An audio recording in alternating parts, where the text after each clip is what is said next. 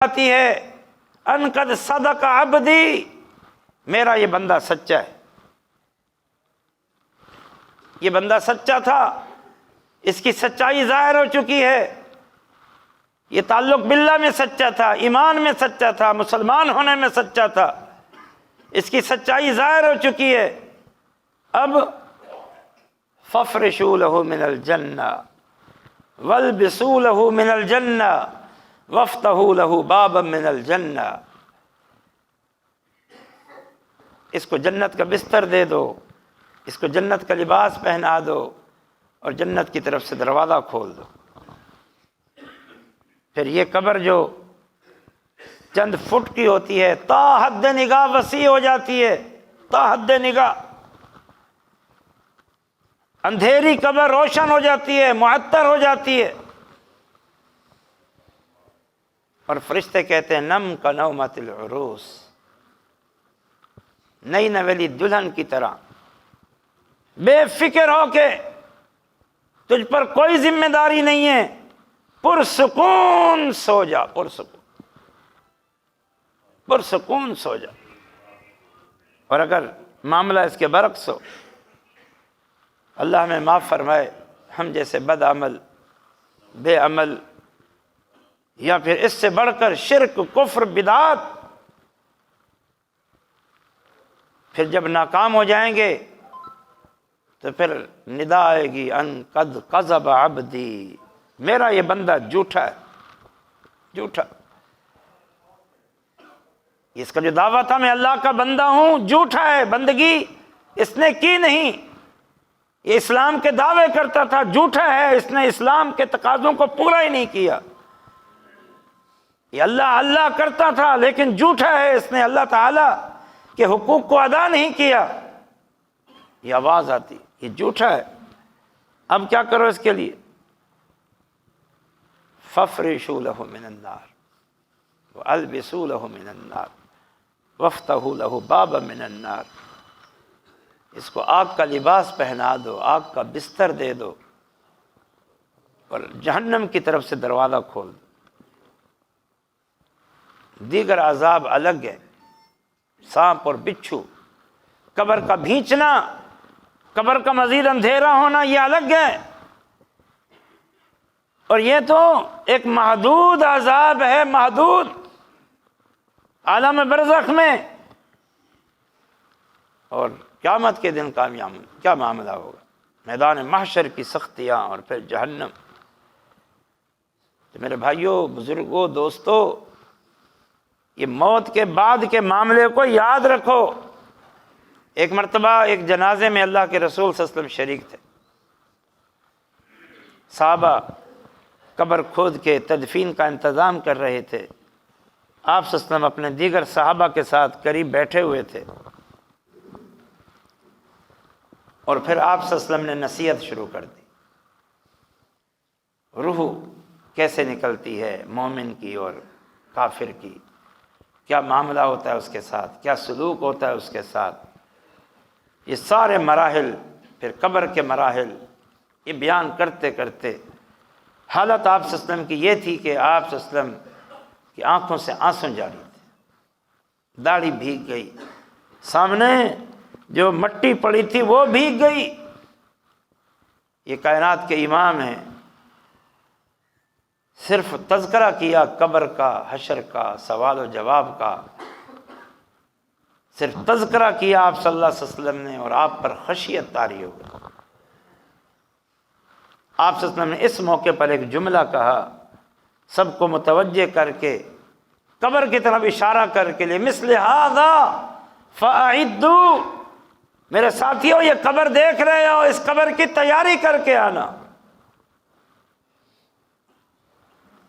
ہم سمجھتے ہیں قبر کی تیاری تو بہت آسان ہے، ہماری کی ہوئی ہے جی، وہ کیسے؟ بھائی قبر میں یہی پوچھا جانا نا، من ربو کا، وہ تو ہمیں آتا ہے، ربی اللہ۔ قبر میں دوسرا سوال ہے ما دینوں کا، وہ بھی ہمیں آتا ہے، دینی الاسلام۔ اور کیا سوال ہے من نبیوں کا، وہ بھی ہمیں جواب آتا ہے، نبی محمد صلی اللہ علیہ وسلم۔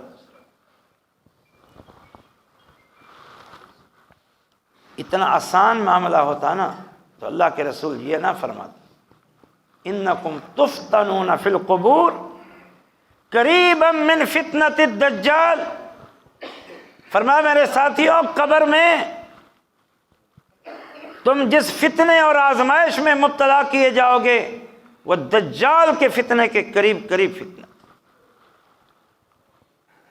دجال کا فتنہ سب سے سخت اور خطرناک اور مہلک، فرمایا اگر تم میں سے کسی کی زندگی میں دجال آ جائے، وہ کتنا ہی پکا موحد اور کیوں نہ ہو، اسے اپنے ایمان کی مضبوطی کا کتنا یقین کیوں نہ ہو، تب بھی وہ اس کو دیکھنے بھی نہ جائے۔ کتنے لوگ ہوں گے جو اپنے ایمان کی مضبوطی کی بنیاد پر جا کر دجال کو دیکھنے جائیں گے اور اس کے فتنے میں شکار ہو جائیں گے۔ فرمایا دجال کے فتنے کے قریب قریب فتنہ ہے، بہت مشکل ہے۔ تبھی تو اللہ کے رسول صلی اللہ علیہ وسلم نے ہمیں یہ دعا سکھائی تشہد میں، بلکہ حکم دیا کہ 4 چیزوں سے پناہ مانگا کرو نماز میں۔ اللہم انا نعوذ بک من عذاب جہنم ونعوذ بک من عذاب القبر ونعوذ بک من فتنۃ القبر ونعوذ بک من فتنۃ المحیا والممات ونعوذ بک من فتنۃ المسیح الدجال۔ یہ اللہ کے رسول کی تعلیم ہے۔ فتنے کا لفظ کا آزمائش ہر ایک جواب نہیں دے سکے گا، وگرنہ یہ 2 حدیثوں کا کیا کرو گے آپ؟ بہت مشکل مرحلہ ہے، بہت مشکل مرحلہ ہے۔ اب دیکھو تو صحیح یہ جنازہ، دیکھو تو صحیح جنازے کے فارغ ہونے کے بعد اللہ کے جنازے میں کیسی دعائیں ہوتی ہیں۔ پھر تدفین کے فوراً بعد دعا، جب اللہ کے رسول صلی اللہ علیہ وسلم تدفین سے فارغ ہوتے ہیں فرماتے اے ساتھیو اسألوا له التثبیت فإنه الآن يسأل، اپنے اس مسلمان بھائی یا بہن کے حق میں ثابت قدمی کی دعا کرو، ثابت قدمی کی، بہت بڑی آزمائش ہے، بہت بڑی آزمائش ہے، دعا کرو ثابت قدمی کی۔ فإنه الآن يسأل، ابھی اس سے سوال ہو رہے ہیں۔ حالانکہ اللہ کے رسول نے جب یہ الفاظ کہے اس وقت قبر ان صحابہ کی تھی، صحابہ کی تھی۔ کبھی کسی صحابی کو بغیر جنازے کے نہیں دفنائے کہ ضرورت کیا ہے، تو صحابی ہے۔ یا چلو جنازہ ہو گیا وہ تو ایک سنت ہے، اب دعا کی کیا ضرورت ہے؟ نہیں، یہ صحابہ کی جنازے ہو رہے ہیں۔ کیا ہو رہے ہیں؟ صحابہ کی تدفین کے بعد اللہ کے رسول کہہ رہے ہیں ان کے حق میں دعا کرو، ان سے اب سوال کیا جا رہا ہے۔ تو آسان معاملہ نہیں ہے، کون جواب دے پائے گا؟ ہر ایک نہیں۔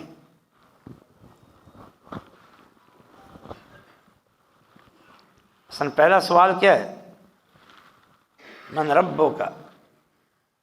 اب جواب تو بظاہر آسان ہے، ربی اللہ۔ یہ جواب ایسے ہی آسان ہے جیسے آج مشرک بھی، بدعتی بھی، بدعمل بھی، فاسق بھی، فاجر بھی، چرسی بھی، شرابی بھی، زانی بھی کہتا ہے ربی اللہ۔ قبر پرست ہیں، شرک میں ڈوبے ہوئے ہیں، ربی اللہ، تو ہر کوئی کہتا ہے۔ وہاں یہ نہیں ہوگا، وہاں ربی اللہ، میرا رب اللہ ہے۔ یہ توفیق اسی کو ملے گی جو واقعتاً زندگی میں اللہ ہی کو اپنا رب، خالق، مالک، رازق، پروردگار، اور مزید جو اس کے تقاضے ہیں کہ وہی مشکل کشا ہے، وہی حاجت روا ہے، وہی بگڑے بنانے والا ہے، اسی کے پاس سب اختیارات ہیں، یہ ساری کائنات اسی کی ہے، یہ دنیا اسی کی ہے، حکم اسی کا چلتا ہے۔ اس عقیدے کا حامل ہو، اور پھر اس عقیدے کا جو تقاضا ہے، ربوبیت کا تقاضا، الوہیت، کہ اس اللہ کی بندگی کو اپنے اوپر لازم سمجھتا ہو، صرف اللہ کو ہی اکیلا معبود سمجھتا ہو، اور عملاً اللہ کی بندگی کرتا ہو، یہ کہہ سکے گا ربی اللہ۔ اور وہ جس نے دنیا میں ہزاروں رب بنائے ہوئے تھے، کتنی درگاہوں سے وابستہ تھا، کتنے اس نے خدا بنائے ہوئے تھے، کہاں کہاں جا کے وہ سر ٹیکتا تھا، تو وہ کیسے کہے گا میرا رب اللہ ہے؟ وہ تو حدیث میں آتا ہے، ایک حدیث میں صحیح بخاری میں، ایسے بندے سے جب پوچھا جائے گا تمہارا رب کون ہے، تو اس کو جواب نہیں بن پائے گا، پریشان ہو جائے گا، اور پریشانی کے عالم میں کہے گا ہاں ہاں لا ادری سمیت الناس شیئا یقولون فقلتہ، ہائے مجھے کچھ پتہ نہیں، میں کیا جواب دوں؟ یعنی اس کو جواب نہیں بن پائے گا۔ آج ہم سب طوطے کی طرح رٹے ہوئے ہیں، ربی اللہ، ربی نبی جی محمد، دین الاسلام، لیکن جن کا اللہ کے ساتھ، دین کے ساتھ، محمد کریم صلی اللہ علیہ وسلم کا سچا تعلق ہوگا وہ تو جواب دے پائیں گے، اور جن کا سچا تعلق نہیں ہے وہ حیران ہو جائیں گے کہ ہم کیا جواب دیں، کیا جواب دیں؟ ہاں ہاں لا ادری، تینوں سوالوں پر کہے گا ہائے میں نہیں جانتا، کیا جواب دوں میں نہیں جانتا۔ سمعت الناس یقولون شیئا فقلتہ، لوگوں کو میں سنا کرتا تھا وہ کچھ کہتے تھے، میں بھی وہی کہتا تھا، میں بھی وہی کہتا تھا۔ یہ کوئی اسلام ہے؟ یہ کوئی دینداری ہے؟ یہ کوئی تعلق باللہ ہے؟ یہ کوئی تعلق بالرسول ہے؟ یہ کوئی تعلق بالدین ہے کہ سمعت الناس یقولون شیئا فقلتہ؟ انسان دین کے معاملے میں سب سے زیادہ حساس ہو، مضبوط اور پختہ ہو، اس کا عقیدہ، اس کا عمل علم پر قائم ہو، سنی سنائی باتوں پر نہیں، دیکھا دیکھی کی باتوں پر نہیں۔ ہمارا عجیب معاملہ ہے، جو اعتقادی باتیں ہیں، جو دین کی باتیں ہیں، علم نہیں، سنی سنائی باتوں پر ہیں، اور عمل تو ہے نہیں، عمل ہے نہیں، اور جو اعتقادی باتیں وہ سنی سنائی باتوں پر، سنی سنائی باتیں نہیں۔ نبی صلی اللہ علیہ وسلم نے فرمایا من یرد اللہ بخیرا یفقہہ فی الدین، اللہ تعالیٰ جس کے ساتھ خیر اور بھلائی کا ارادہ فرماتا ہے اسے دین کی سمجھ عطا فرماتا ہے، دین کی سمجھ۔ اللہ اپنے پیغمبر کو حکم دیتا ہے فَاعْلَمْ أَنَّهُ لَا إِلَهَ إِلَّا اللَّهُ، اے ہمارے حبیب آپ اچھی طرح معرفت حاصل کر لے اس بات کی کہ اللہ کے علاوہ کوئی معبود برحق نہیں ہے۔ نبی صلی اللہ علیہ وسلم نے فرمایا من مات وهو يعلم انه لا الہ الا اللہ دخل الجنہ، جو بندہ اس طرح اس حال میں مرا کہ وہ علم رکھتا ہے، پوری بصیرت رکھتا ہے، پوری سمجھ رکھتا ہے اللہ کے علاوہ کوئی معبود نہیں ہے، یہ جنت میں داخل ہوگا۔ دین کا علم صرف سنی سنائی باتوں پر نہ ہو، پوری بصیرت پر ہو، بصیرت پر ہو۔ تو وہ کہے گا کہ ہاں ہاں لا ادری، ہائے مجھے کچھ پتہ نہیں، سمعت الناس یقولون شیئا فقلتہ، لوگوں کو کچھ کہتے ہوئے سنا کرتا تھا، بس میں بھی وہی کہتا تھا۔ تو ایسا نہیں ہونا چاہیے۔ یہ جواب کون دے پائے گا؟ اس کا تعلق سچا اور صحیح، سچا اور صحیح تعلق وہ ہے جو کتاب و سنت کی تعلیمات کے مطابق ہے، جو نبی کریم صلی اللہ علیہ وسلم کی سیرت کے مطابق ہے، جو صحابہ کرام کے منہج کے مطابق ہے، یہ سچا اور صحیح تعلق ہے۔ مرضی کا ماننا اللہ کو یا نبی کو، اور دین کے معاملے میں بھی مرضی کی باتیں، یہ باتیں درست نہیں ہیں۔ اللہ اکبر۔ تو یہ گھڑی ہر ایک پر آنی ہے۔ عرض یہ کر رہا تھا تو یہ نہ سمجھے کہ موت آنے سے معاملہ ختم ہو جاتا، جیسے ہم سمجھتے ہیں۔ موت آنے سے معاملہ ختم نہیں ہوتا، موت کے بعد بڑے مراحل ہیں،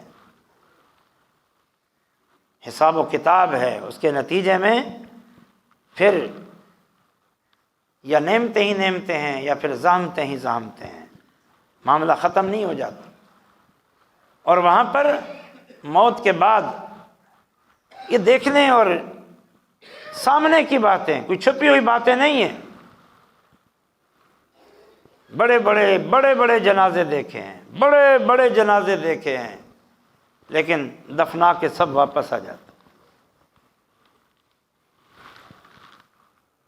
بیٹے بھی آ جاتے ہیں، والدین بھی آ جاتے ہیں، بھائی بھی آ جاتے ہیں، سب رشتہ دار آ جاتے ہیں۔ یہ ظاہر بات ہے، کوئی چھپی ڈھکی بات نہیں ہے۔ اکیلے حساب و کتاب لینا ہے، تھانوں اور کچہریوں اور عدالتوں کی طرح نہیں کہ یہاں وکیل ہوں گے، فون آئیں گے، سفارشیں ہوں گی، رشوتیں چلی گئیں، کچھ بھی نہیں ہوگا۔ اکیلے جانا ہے۔ اور نمبر 2، خالی ہاتھ جانا ہے، خالی ہاتھ۔ مربوں والے، جائیدادوں والے، فیکٹریوں والے، کارخانوں والے، زمینوں والے، بڑے بڑے عہدیدار، بڑے بڑے لینڈ لارڈ، سب خالی ہاتھ جائیں، خالی ہاتھ۔ کوئی اپنا سرمایہ ساتھ لے کے نہیں جاتا۔ تو پھر وہاں کیا ساتھ ہوتا ہے؟ پیارے نبی نے فرما دیا، یتبع المیت ثلاث اہلہ ومالہ عملہ، یرجع اثنان اہلہ ومالہ یبقى واحد عملہ۔ میت کے ساتھ 3 چیزیں جاتی ہیں، اہل بھی، رشتہ دار خاندان کے لوگ، مال بھی، مال کے چرچے اور ذکر ہوتے ہیں، تذکرے ہوتے ہیں۔ بند کر دیں۔ مال بھی ساتھ جاتا ہے، اس کے تذکرے ہوتے ہیں، چرچے ہوتے ہیں، اور عمل بھی ساتھ جاتا ہے، اچھا ہو یا برا ہو۔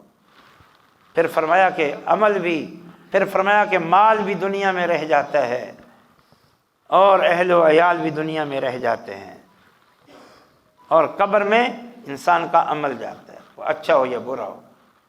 اب قبر میں معاملہ عمل کی بنیاد پر ہے بس، اور کوئی کسی بنیاد پر نہیں۔ خاندان کو نہیں دیکھا جائے گا، کیا کمایا، کیا عہدہ تھا، نہیں دیکھا جائے گا، صرف یہ دیکھا جائے گا کہ عمل کیا ہے۔ ان چیزوں کو بھی سامنے رکھو، آخرت کی فکر کرو۔ آخرت کی فکر کا پہلا جو مرحلہ ہے نا، پہلا مرحلہ، ہم مسلمانوں کی بات کر رہا ہوں، یہ پہلا مرحلہ ہے، اپنی توحید مضبوط کرو، اپنے عقیدوں کو کتاب و سنت کے مطابق بناؤ، کفر کی آمیزش نہ ہو، شرک کی ملاوٹ نہ ہو، شکوک و شبہات نہ ہوں، الہاد و زندیقیت نہ ہو، صحیح معنوں میں سادہ سی بات ہے، توحید ہو، توحید، اللہ کے ساتھ سچا تعلق۔ یہ نجات کی بنیاد ہے، عمل کی قبولیت کی بنیاد ہے، اور اگلے سارے مراحل کی آسانی کی بنیاد ہے، توحید۔ یہ پہلا مرحلہ ہے۔ اللہ اس کائنات کا خالق ہے، مالک ہے، رازق ہے، وہی الہ برحق ہے، صرف اکیلا اللہ ہی عبادت کے لائق ہے، وہی مشکل کشا، حاجت روا، بگڑی بنانے والا ہے۔ رکوع، سجود، قربانی، نظر و نیاز صرف اللہ کا حق ہے۔ توکل، بھروسہ اللہ پہ کرنا چاہیے، امیدیں اللہ سے وابستہ کرنی چاہیے۔ یہ ساری امور توحید ہیں، جیسے ہمیں نبی صلی اللہ علیہ وسلم کے زمانے میں ملتا ہے، صحابہ کے زمانے میں ملتا ہے، تعلق باللہ۔ اور نمبر 2، عملاً اللہ تعالیٰ کی عبادت، فرائض اور واجبات کا اہتمام۔ جو دین کی 5 بنیادیں ہیں، پہلی بنیاد تو ہو گئی، جو بقیہ فرائض ہیں، نماز، روزہ، حج، زکوٰۃ، اس کا مکمل اہتمام، مکمل۔ خاص طور پر یہ نماز، قیامت کے دن سب سے پہلے نماز کے بارے میں سوال ہوگا۔ اور نماز یہ واحد عمل ہے، فریضہ ہے، جس کے ترک کرنے کو نبی صلی اللہ علیہ وسلم نے کفر کہا ہے، اور صحابہ بھی کہتے ہیں کہ ہم بھی صرف نماز کے ترک کو کفر سمجھا کرتے تھے۔ آج پرواہ ہی نہیں، پرواہ ہی نہیں ہے۔ مسلمان ملک ہیں، ہمیں بسوں میں آنا جانا پڑتا ہے، ڈرائیور نماز کے لیے روکنے کے لیے تیار ہے، نماز کے لیے گاڑی نہیں روکتے، حالانکہ سارے مسلمان بیٹھے ہوئے، نمازیں قضا ہو رہی ہیں، کام کاج میں مصروف ہوتے ہیں، شادی بیاہ میں، دنیا کے مشاغل میں نماز کی پرواہ نہیں ہے، بندوں کا حق ادا کرنے آ جاتے ہیں، اللہ کا حق ادا نہیں کرتے۔ تو یہ دوسری بنیاد ہے۔ اور اس کے ضمن میں ایک اور اہم بنیاد ہے، اور وہ یہ کہ یہ ساری عبادات اور یہ سارے اعمال نبی کریم صلی اللہ علیہ وسلم کی سنت اور طریقے اور تعلیمات کے مطابق ہونی چاہیے، تبھی عمل قبول ہے۔ انسان وہ عمل کرتا ہے نا جو عمل قبول ہو، فائدہ دے، تو پھر یہ اہم شرط ہے کہ وہ سنت کے مطابق ہو، اخلاص پر بھی مبنی ہو۔ یہ اس کا حصہ ہے عمل، لیکن عمل سنت کے مطابق۔ اور نمبر 3، گناہوں سے بچو، فسق و فجور سے بچو۔ یہ گناہ، یہ فسق و فجور، یہ جہنم میں لے جانے کا سبب بن جائیں گے، اعمال کی بربادی کا سبب بن جائیں گے۔ اور نمبر 4، حقوق العباد کو ادا کرو۔ حقوق العباد، کسی کا مال نہ کھاؤ، ظلم نہ کرو، زیادتی نہ کرو، کسی کو بے عزت نہ کرو، ذلیل نہ کرو، بہتان نہ باندھو۔ آج غریبوں، بیچارے جو بے یار و مددگار ہیں، جن کا کوئی پرسان حال نہیں ہے، ہم لوگ ان پر ظلم کرتے ہیں، زیادتی کرتے ہیں، بے عزت کرتے ہیں، ذلیل کرتے ہیں۔ یہ حقوق العباد کو پامال کرتے ہیں۔ یہ بڑا حساس معاملہ ہے۔ نبی صلی اللہ علیہ وسلم نے فرمایا نا، پوچھا تھا کہ تم جانتے ہو میری امت کا مفلس کون ہے؟ صحابہ نے کہا جی مفلس وہی جس کے بعد درہم و دینار نہ ہو۔ فرمایا یہ دنیا کا مفلس ہے، میں آخرت کے مفلس کی بات کر رہا ہوں۔ فرمایا پھر ہمیں نہیں معلوم۔ آپ نے فرمایا میری امت کا مفلس وہ ہے جو قیامت کے دن آئے گا، اعمال لے کر آئے گا، اعمال کا ڈھیر ہوگا اس کے پاس، لیکن ساتھ میں اللہ کے بندوں کے ساتھ ظلم اور زیادتی کا معاملہ کرتا ہوگا، ظلم و زیادتی، حق مارتا ہوگا لوگوں۔ اب قیامت کے دن پیش ہوگا تو مظلوم اس کو پکڑے ہوئے ہوں گے، اور اللہ کے دربار میں پیش کر کے کہیں گے اللہ ہمیں اس سے بدلہ چاہیے، اے اللہ اس سے پوچھ کہ اس نے ہمیں کیوں مارا تھا، کیوں ظلم کیا تھا، کیوں گالی دی تھی۔ نبی صلی اللہ علیہ وسلم فرماتے ہیں پھر اس دن انصاف ہوگا، اور وہ کیسے ہوگا کہ اس کی نیکیاں مظلوموں کو بانٹ دی جائیں گی، نیکیوں سے خالی ہوگی، محروم۔ نیکیاں تھیں لیکن وہ ساری نیکیاں ضائع کر دیں، اور کچھ ایسے بدبخت ہوں گے کہ نیکیاں ختم ہو گئیں لیکن ان کے ظلم اور زیادتی کی داستانیں اب بھی موجود ہیں۔ ان کے ساتھ کیا ہوگا؟ پھر ان مظلوموں کے گناہ لے کے اس کے سر تھونپ دیے جائیں گے۔ کچھ عمل گوا کے جہنم میں پہنچ جائیں گے، کچھ عمل بھی گوائیں گے، الٹا مظلوموں کے گناہ اپنے کھاتے میں لے کر جہنم میں پہنچ جائیں گے۔ میرے بھائیوں بڑے مشکل مراحل آنے والے ہیں، آخرت کا معاملہ ہے، جنت کا معاملہ ہے۔ یہ ایک ہی بار موقع ملا ہے، بار بار موقع نہیں ملے گا۔ اس موقع سے فائدہ اٹھا لو۔ اللہ نے مسلمان بنایا ہے، پکے سچے مسلمان بن جاؤ، اللہ کے ساتھ سچا تعلق قائم کر لو، مضبوط مسلمان بن جاؤ۔ ان الذین آمنوا وعملوا الصالحات، ایمان اور عمل صالح اس کو اختیار کر لو تاکہ ہماری آخرت کی زندگی آسان ہو جائے۔ یہ زندگی تو پھر بھی گزر جائے گی، لیکن اگر آخرت میں پکڑے گئے نا وہ پھر بہت مشکل ہے۔ صرف اتنا دیکھ لو کہ جہنم کا جو عذاب ہے اور وہ آگ کا عذاب ہے، وہ آگ دنیا کی آگ سے 70 گنا تیز ہے۔ بس صرف اسی چیز کو ذہن میں بٹھا لو، 70 گنا تیز۔ کون اس میں جل سکتا ہے کسی کے بس میں؟ کچھ بھی نہیں ہمارے بس میں۔ اس لیے عافیت چاہتے ہو، سلامتی چاہتے ہو تو آخرت کی تیاری کرو۔ یہ اموات جو ہے نا، اموات وہ یہی درس چھوڑ کے جاتی ہیں، یہ نصیحت اور عبرت کا سامان ہے۔ لیکن ہم دیکھتے ہیں کہ جنازے ہوتے ہیں، بڑے بڑے ہوتے ہیں، لیکن لوگوں پر کوئی اثر نہیں ہوتا، قبرستانوں میں جاتے ہیں کوئی اثر نہیں ہوتا۔ تو اللہ کے بندو آخرت کی فکر کرو۔ محترم شیخ صاحب کی موجودگی میں دیگر بزرگ علماء موجود ہیں، یہ کچھ باتیں عرض کر دی ہیں۔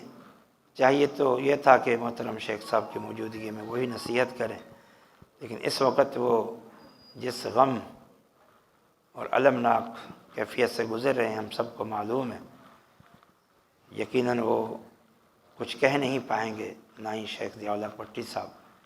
اسی چیز کو سامنے رکھتے ہوئے، حکم کی تعمیل کرتے ہوئے یہ چند ٹوٹی پھوٹی باتیں، یہ منتشر خیالات ذکر کر دیے۔ اصل میں دھند کی وجہ سے کچھ ساتھی راستے میں پھنس گئے تھے۔ ہمارے امیر محترم شیخ علامہ عبداللہ ناصر رحمانی صاحب بھی تشریف لا رہے ہیں، انشاءاللہ پہنچنے والے ہوں گے۔ اسی وجہ سے تھوڑا سا جنازہ بھی مؤخر ہوا، اور فارغ بیٹھے ہوئے تھے تو کچھ دین کی باتیں ہو گئیں۔ مزید بھی میرے خیال میں ٹائم موجود ہے، شیخ صاحب جس کو حکم دیں گے ہم ان کی باتیں سنیں گے۔ جو سنایا ہے، مجھے بھی آپ کو بھی اللہ تعالیٰ عمل کی توفیق عطا فرمائے۔